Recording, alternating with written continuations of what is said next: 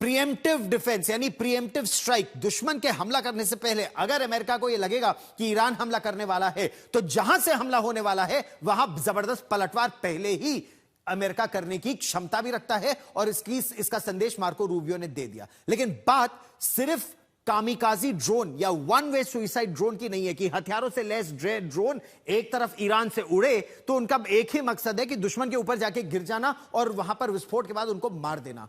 Short range ballistic missile और long range hypersonic missile Iran के पास सब है। मिसाइलों का एक बहुत बड़ा जखीरा अभी बरकरार है। अमेरिका को इस बात का डर यह नहीं है कि हालात बिगड़ने पर क्या ईरान कोई परमाणु परीक्षण कर देगा या न्यूक्लियर स्ट्राइक ना कर दे। यह एक बड़ा खतरा इस समय अमेरिका को सता रहा है। इससे जुड़ी एक और बड़ी खबर हम आपको बताते हैं।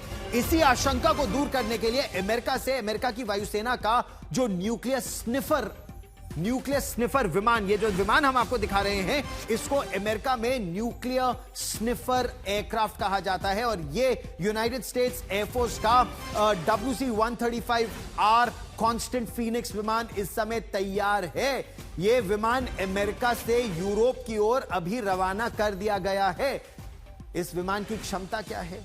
यह विमान दरअसल हवा में ही रेडियो एक्टिव कण पकड़ने के लिए इसका इस्तेमाल किया जाता है।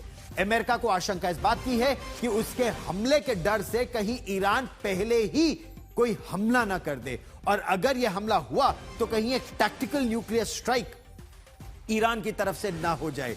भले ही अब तक ईरान के पास औपचारिक तौर पर तो परमाणु बम बनाने की क्षमता नहीं है, यही बात अमेरिका लगातार कहता आ रहा है, लेकिन इस बार वो कोई चांस भी नहीं लेना चाहता और इसीलिए उसका ये जो विमान है WC-135R, यह विमान हवा में मौजूद रेडिएशन के जरिए तुरंत बता सकता है कि कहीं कोई परमाणु गतिविधि तो नहीं हो रही है।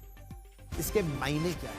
इसका मतलब साफ है कि अमेरिका हर परिस्थिति पर इस समय पैनी निगाह रख रहा है, क्योंकि जो पश्चिमी एशिया का यह इलाका है, मिडिल ईस्ट का यह इलाका है, मध्य पूर्व का, वेस्ट एशिया का, यहां पर बहुत तेजी से स्थिति एक बेहद खतरनाक मोड़ पर पहुंच रही है।